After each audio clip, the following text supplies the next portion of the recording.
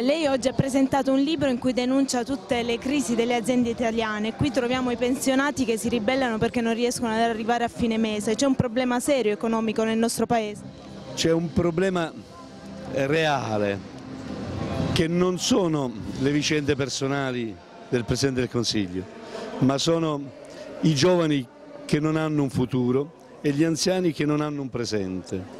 In mezzo un'economia al collasso e il sistema delle imprese che non ha prospettive, legato il tutto da affaristi e speculatori da una parte e dall'altra un mondo di lavoratori e di operai o di pensionati che non arriva a fine mese. In questo senso io credo che bisogna individuare le nuove priorità del Paese.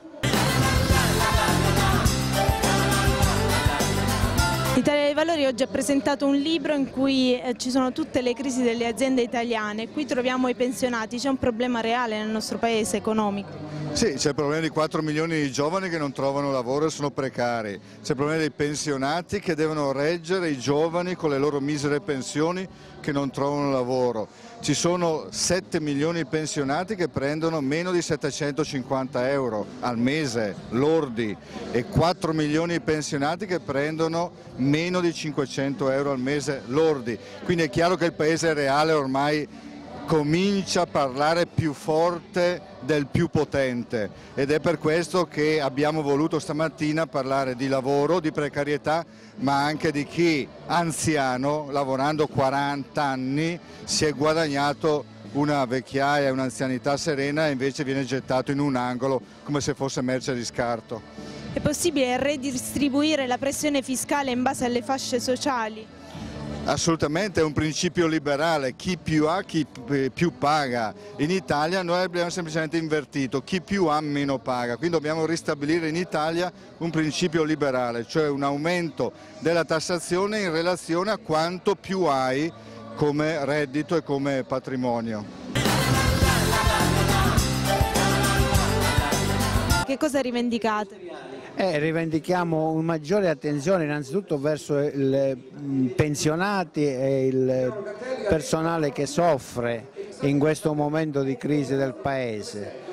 Penso che fra 20 anni finiranno i miei affari, ma ci ripenso però, mi guardo intorno per un po' e mi accorgo che sono solo, ma in fondo è bella però la mia età e io ci sto. Si dice che in America tu sei ricco, tu sei nuovo, puoi salire in teleferica su un grattacielo e farti uomo. Io ti cerco rock and roll, al bar e lunedì, cerco una bandiera diversa, senza sangue, senza terza, ma ci ripenso però, mi guardo intorno per un po' e mi accorgo che sono solo, ma in fondo è bello però.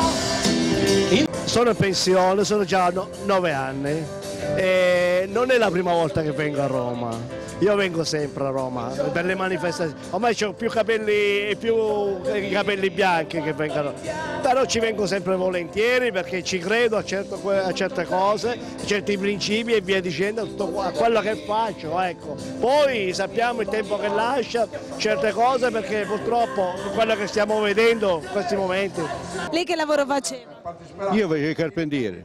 E ora quanto prende di pensione? E ora prendo 1.000 euro al mese. E so io e mia moglie, la casa e cose, no. Arriviamo a metà mese e non ci riusciamo ad andare più avanti. Qui in piazza vediamo lavoratori pensionati. La Confindustria oggi ha considerato inadeguata il piano di riforma del governo. C'è qualcosa che non va in questo paese? In questo paese è difficile trovare qualcosa che va in questo momento, nel senso che l'economia va male, il governo non si interessa dei problemi reali del paese, si occupa dei problemi del Presidente del Consiglio, la disoccupazione è arrivata a livelli stratosferici, i giovani non hanno prospettive di lavoro e la popolazione italiana si impoverisce sempre di più, quindi come dire, è naturale che incominci a esserci un sentimento anche di rivolta, insomma, rispetto a quello che sta succedendo. e il sindacato, il nostro sindacato, cerca di rappresentare al meglio l'insoddisfazione che in questo Paese sta emergendo, in particolare dal mondo del lavoro.